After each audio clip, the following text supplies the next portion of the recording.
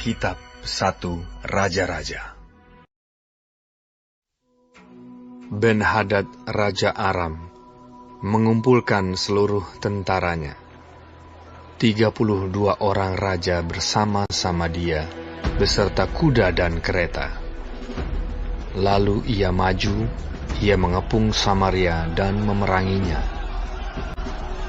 Kemudian ia mengirim utusan ke kota itu, kepada Ahab, Raja Israel, dengan pesan. Beginilah pesan Ben-Hadad, emasmu dan perakmu adalah milikku, dan juga istri-istri dan anak-anakmu yang cantik-cantik adalah milikku. Raja Israel menjawab, katanya, seperti bicaramu itulah ya tuanku raja. Aku ini, dengan segala yang ada padaku, adalah milikmu. Sesudah itu, utusan-utusan itu kembali dan berkata, beginilah pesan Ben-Hadad. Memang aku telah menyuruh orang kepadamu mengatakan, emas dan perakmu, istri-istri dan anak-anakmu harus kau serahkan kepadaku. Tetapi besok kira-kira pada waktu ini, aku akan menyuruh pegawai-pegawaiku kepadamu, dan mereka akan menggeledah rumahmu dan rumah pegawai-pegawaimu. Maka segala yang mereka lihat dan ingini akan mereka ambil dan mereka bawa. Lalu Raja Israel memanggil semua tua-tua negeri itu dan berkata, camkanlah! Orang ini mengikhtiarkan kecelakaan kita, sebab ia telah menyuruh orang kepadaku, meminta istri-istriku, anak-anakku, emas dan perakku, dan aku tidak menolak memberikannya kepadanya. Lalu kata semua tua-tua dan segenap rakyat itu kepadanya, jangan dengarkan, jangan luluskan. Sebab itu, ia berkata kepada utusan-utusan Ben-Hadad, katakanlah kepada tuanku raja, segala yang pertama kali kau suruhkan kepada hambamu ini, aku akan melakukannya. Tetapi tuntutan yang kemudian ini tidak dapat kupenuhi. Lalu pergilah utusan-utusan itu dan menyampaikan jawab itu kepada Ben-Hadad. Ben-Hadad menyuruh orang kepada Ahab dengan pesan, beginilah kiranya para Allah menghukum aku. Bahkan lebih lagi daripada itu, jika rakyat mengikut aku, masih dapat menjemput segenggam penuh debu puing Samaria. Tetapi Raja Israel menjawab, katanya, katakanlah, orang yang baru menyandangkan pedang, janganlah memegahkan diri seperti orang yang sudah menanggalkannya. Segera sesudah Ben-Hadad mendengar perkataan itu, pada waktu ia sedang minum-minum dengan raja-raja di pondok, berkatalah ia kepada pegawai-pegawainya, aturlah barisanmu. Lalu mereka mengatur barisannya melawan kota itu. Tetapi tiba-tiba tampillah seorang nabi kepada Ahab, Raja Israel, serta berkata, beginilah firman Tuhan. Sudahkah kau lihat semua orang yang sangat ramai itu? Bahwasanya pada hari ini, aku akan menyerahkan mereka ke dalam tanganmu, supaya engkau tahu bahwa akulah Tuhan. Lalu bertanyalah Ahab, dengan bantuan siapa? Jawabnya, beginilah firman Tuhan. Dengan bantuan orang-orang muda pengiring kepala-kepala daerah. Tanyanya pula, siapakah yang akan memulai perang? Jawabnya, engkau. Kemudian ia menghitung jumlah orang-orang muda pengiring kepala-kepala daerah itu. Ada 232 orang banyaknya, dan sesudah mereka itu, ia menghitung jumlah seluruh rakyat, yakni segenap orang Israel. Ada 7.000 orang banyaknya. Lalu mereka maju menyerang pada waktu tengah hari, sementara Ben-Hadad minum-minum sampai mabuk di pondoknya, bersama dengan ke-32 raja yang membantunya. Ketika orang-orang muda pengiring kepala-kepala daerah itu maju menyerang lebih dahulu, maka Ben-Hadad menyuruh orang menyelidikinya Dan mereka memberitahukan kepadanya demikian. Ada orang-orang maju menyerang dari Samaria. Lalu katanya, Entah mereka datang dengan maksud damai, entah dengan maksud perang. Tangkaplah mereka hidup-hidup. sementara itu keluarlah mereka itu dari dalam kota, yakni orang-orang muda, pengiring kepala-kepala daerah, dan juga tentara yang mengikuti mereka. Lalu mereka masing-masing membunuh lawan yang dihadapinya, sehingga orang Aram itu melarikan diri dan dikejar oleh orang Israel. Tetapi Ben-Hadad, Raja Aram, dapat meluputkan diri dengan naik kuda, beserta sejumlah orang berkuda. Juga Raja Israel maju, lalu memusnahkan kuda dan kereta itu, dan mendatangkan kekalahan yang besar kepada orang Aram. Lalu tampillah nabi itu kepada Raja Israel dan berkata kepadanya, Baiklah, kuatkanlah hatimu. Pertimbangkan dan pikirkanlah apa yang harus kau perbuat. Sebab pada pergantian tahun, Raja Aram akan maju menyerang kau. Pegawai-pegawai Raja Aram berkata kepadanya, Allah mereka ialah Allah gunung. Itulah sebabnya mereka lebih kuat daripada kita. Tetapi apabila kita berperang melawan mereka di tanah rata, pastilah kita lebih kuat daripada mereka. Bertindaklah begini. Pecatlah raja-raja itu masing-masing dari kedudukannya, dan angkatlah bupati-bupati menggantikan mereka. Lalu kerahkanlah tentara sebanyak tentara yang telah gugur dari pihakmu itu. Demikian pula kuda dan kereta sebanyak yang dahulu. Marilah kita berperang melawan mereka di tanah rata. Pastilah kita lebih kuat daripada mereka. Raja mendengarkan usul mereka dan bertindak demikian. Dalam tahun yang berikutnya, Ben-Hadad memeriksa barisan orang Aram. Lalu ia maju ke Afek untuk berperang melawan orang Israel. Orang Israel pun memeriksa barisannya, dan setelah dibekali, mereka berangkat menghadapi orang Aram. Orang Israel berkemah di hadapan mereka seperti dua kawanan kambing, sedang orang Aram telah datang membanjiri negeri itu. Maka tampillah abdi Allah dan berkata kepada Raja Israel, Beginilah firman Tuhan. Oleh karena orang Aram itu telah berkata, Tuhan ialah Allah gunung dan bukan Allah dataran, maka aku akan menyerahkan seluruh tentara yang besar itu ke dalam tanganmu, supaya kamu tahu bahwa akulah Tuhan.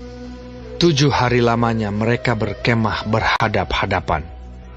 Tetapi pada hari yang ke-7, mulailah pertempuran.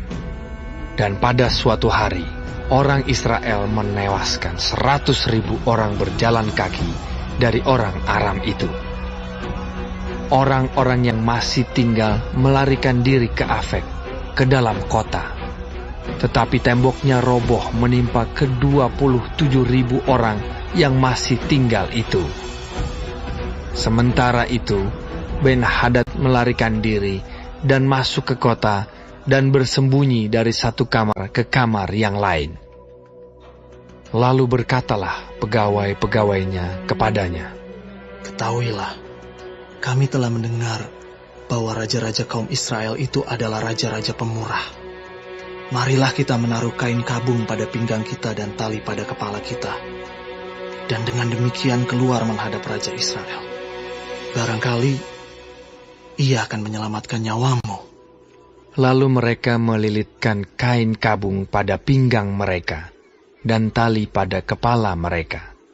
Kemudian mereka pergi menghadap Raja Israel sambil berkata, Hambamu Ben-Hadad berkata, kiranya tuanku membiarkan aku hidup. Jawabnya, Masih hidupkah dia? Dia saudaraku. orang-orang itu menganggap hal itu sebagai tanda yang baik. Maka segeralah mereka berpegang pada perkataannya itu, lalu berkata, Memang saudaramu Ben-Hadad. Sesudah itu, berkatalah Ahab, Pergilah, ambil dia. Jadi keluarlah Ben-Hadad mendapatkan dia. lalu diajak naik ke atas kereta. Kata Ben-Hadad kepadanya, Kota-kota yang telah diambil bapakku dari pihak bapamu akan kukembalikan. Engkau boleh juga membuat pasar bagimu di Damsyik, seperti yang dibuat bapakku di Samaria. Dan aku sendiri, kata Ahab, akan membiarkan engkau pergi dengan perjanjian. Lalu ia mengadakan perjanjian dengan dia dan membiarkannya pergi. Seorang dari rombongan Nabi berkata kepada temannya atas perintah Tuhan, Pukullah aku. tetapi orang itu menolak memukulnya. Lalu ia berkata kepadanya, Oleh sebab engkau tidak mendengarkan suara Tuhan, ketahuilah, apabila engkau pergi daripadaku, seekor singa akan menerkam engkau. Dan ketika orang itu pergi daripadanya, maka seekor singa bertemu dengan dia lalu menerkam dia. Kemudian nabi itu bertemu dengan orang lain, lalu ia berkata, Pukullah aku. Orang itu memukul dan melukai dia.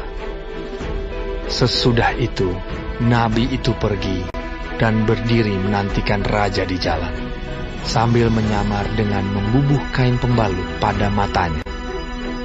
Pada waktu raja lewat, ia mengadukan halnya kepada raja, katanya, Ketika hambamu ini maju ke tengah pertempuran, tiba-tiba ada seorang meninggalkan barisan dan membawa seorang kepadaku sambil berkata, Jagalah orang ini, jika ia hilang dengan cara bagaimanapun juga, maka nyawamu adalah ganti nyawanya, atau engkau harus membayar setalenta perak. Ketika hambamu ini repot sana-sini, orang itu menghilang. Kemudian raja Israel itu berkata kepadanya, Begitu jugalah hukumanmu. Engkau sendiri telah menetapkannya. Lalu segeralah ia membuka kain pembalut itu dari matanya, sehingga raja Israel mengenali dia sebagai seorang dari rombongan nabi. Kata nabi itu kepadanya, Beginilah firman Tuhan. Oleh karena engkau telah membiarkan lolos orang yang dikhususkan bagiku untuk ditumpas, maka nyawamu adalah ganti nyawanya, dan rakyatmu ganti rakyatnya.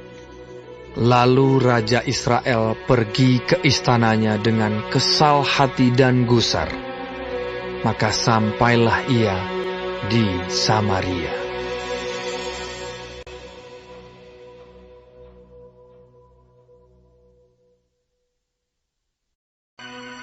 Kitab 1 Raja-Raja. Sesudah itu terjadilah hal yang berikut.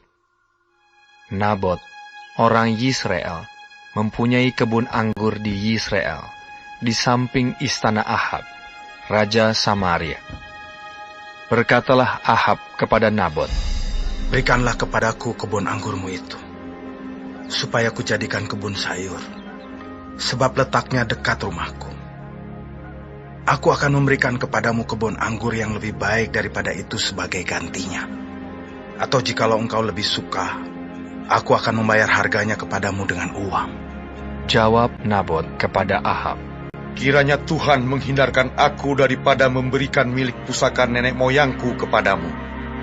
Lalu masuklah Ahab ke dalam istananya dengan kesal hati dan gusar, karena perkataan yang dikatakan Nabot, orang Yisrael itu kepadanya.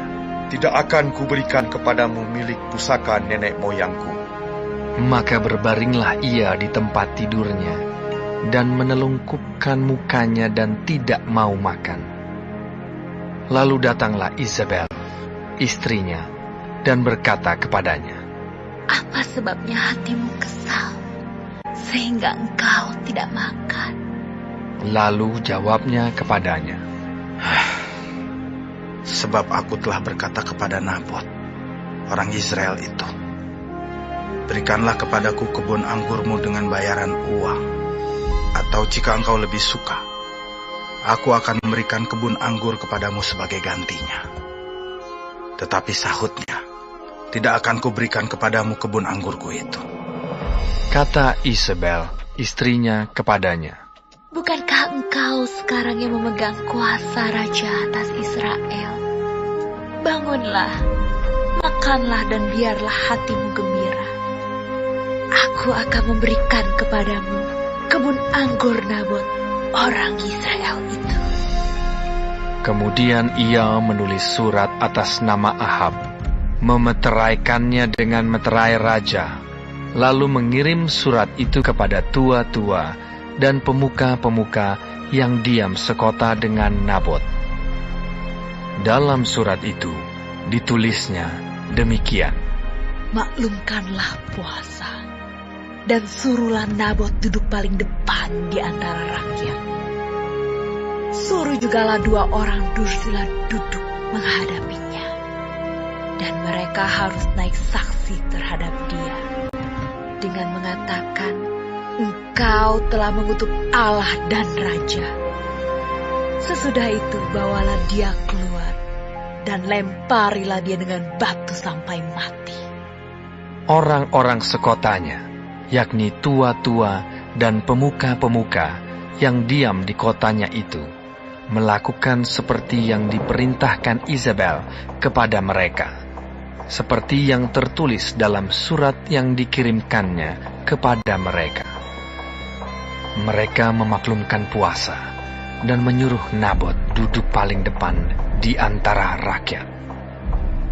Kemudian datanglah 2 orang, yakni orang-orang dursila itu, lalu duduk menghadapi Nabot. Orang-orang dursila itu naik saksi terhadap Nabot di depan rakyat. Katanya, Nabot telah mengutuk Allah dan Raja.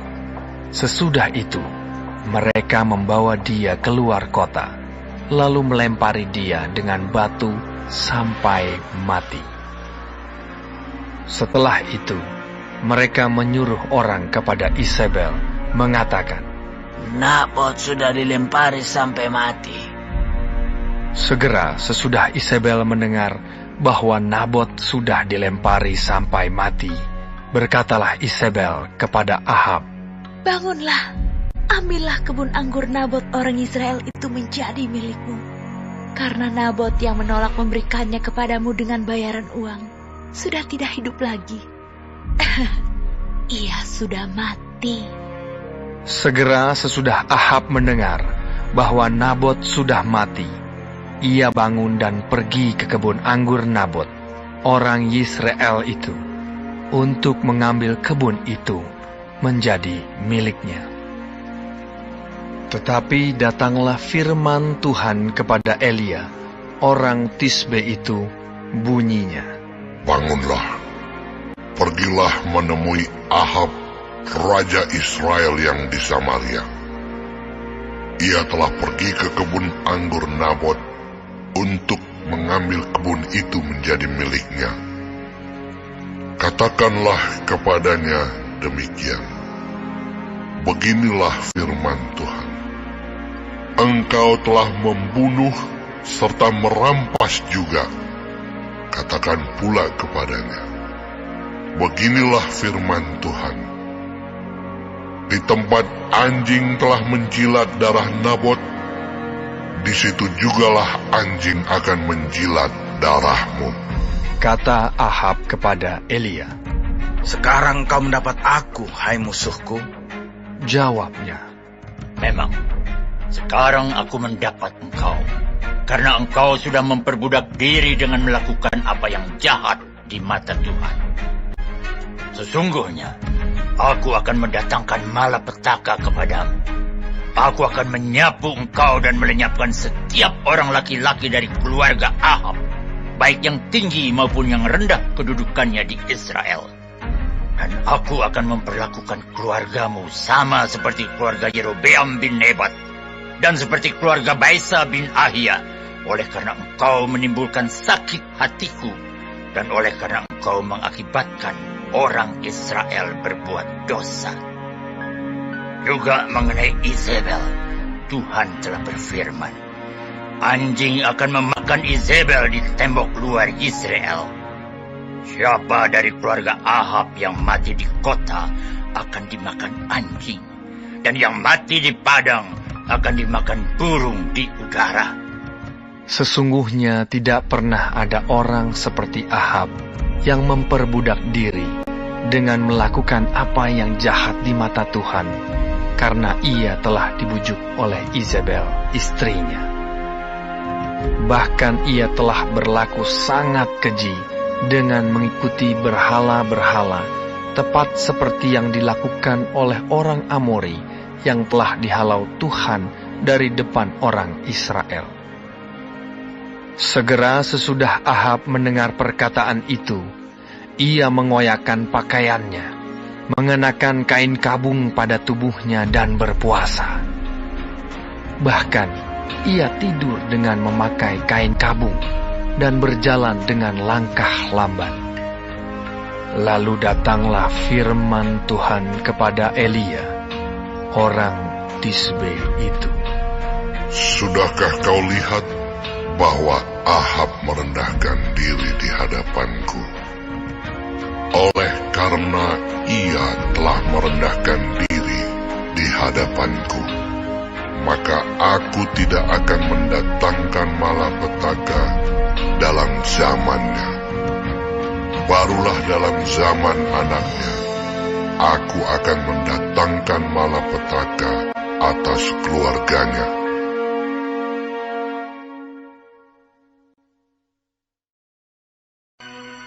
Kitab 1 Raja-Raja.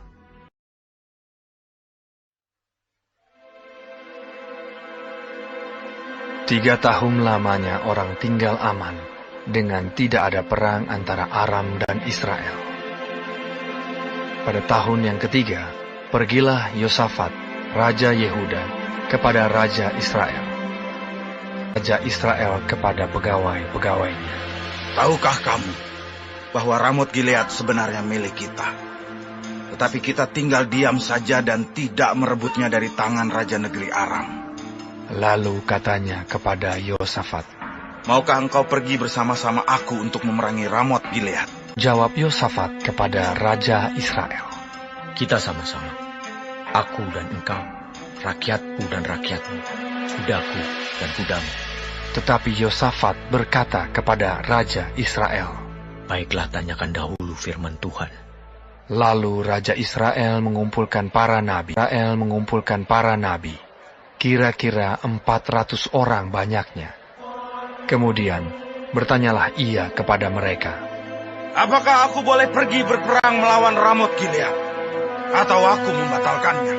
Jawab mereka, majulah, Tuhan akan beraja. Tetapi Yosafat bertanya, tidak adakah lagi di sini seorang nabi Tuhan, supaya dengan perantaraannya kita dapat meminta petunjuk? Jawab Raja Israel kepada Yosafat, masih ada seorang lagi yang dengan perantaraannya dapat diminta petunjuk Tuhan. Tetapi aku membenci dia, sebab tidak pernah ia menubuatkan yang baik tentang aku, melainkan malapetaka. Orang itu ialah Mika bin Yimla. Kata Yosafat, janganlah raja berkata demikian. Kemudian Raja Istana katanya, jemputlah Mika bin Yimla dengan segera. Sementara Raja Israel dan Yosafat, Raja Yehuda, duduk masing-masing di atas tahtanya dengan pakaian kebesaran di suatu tempat pengirikan di depan pintu gerbang Samaria. Sedang semua nabi itu bernubuat di depan mereka. Maka Zedekia bin Kenaana membuat tanduk-tanduk besi, lalu berkata, beginilah firman Tuhan, dengan ini engkau akan menanduk. Juga semua nabi itu bernubuat demikian. Katanya, majulah ke Ramot Gilead, dan kau akan beruntung. Tuhan akan menyerahkannya ke dalam tangan raja. Suruhan yang pergi memanggil Mikha itu berkata kepadanya, ketahuilah, nabi-nabi itu sudah sepakat meramalkan yang baik bagi raja. Hendaklah engkau juga berbicara seperti salah seorang daripada mereka dan meramalkan yang baik. Tetapi Mikha menjawab, demi Tuhan yang hidup, sesungguhnya apa yang akan difirmankan Tuhan kepadaku, itulah yang akan kukatakan. Setelah ia sampai kepada raja, bertanyalah raja kepadanya, Mika, apakah kami boleh pergi berperang melawan Ramot Gilead, atau kami membatalkannya? Jawabnya kepada, akan beruntung, sebab Tuhan akan menyerahkannya ke dalam tangan raja. Tetapi raja berkata kepadanya, sampai berapa kali aku menyuruh engkau bersumpah, supaya engkau mengatakan kepadaku tidak lain dari kebenaran demi nama Tuhan? Lalu jawabnya, Telah